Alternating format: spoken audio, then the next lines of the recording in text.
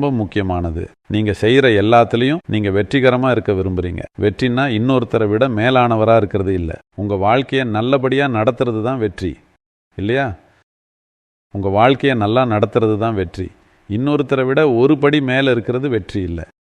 இது நடக்கணும்னா உலகத்துல வெற்றிக்கான 2 முக்கிய மூலப்பொருட்களா இருக்கிறது உங்க உடம்பும் மனசும் தான்.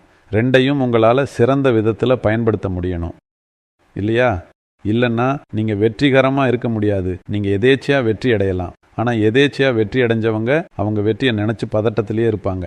ஆனா இந்த உடம்பையும் மனசையும் எப்படி பயன்படுத்துறதுன்னு உங்களுக்கு தெரிஞ்சா உங்களால முடிஞ்சதை சிறப்பா செய்வீங்க. அவ்வளோதான் இருக்குது.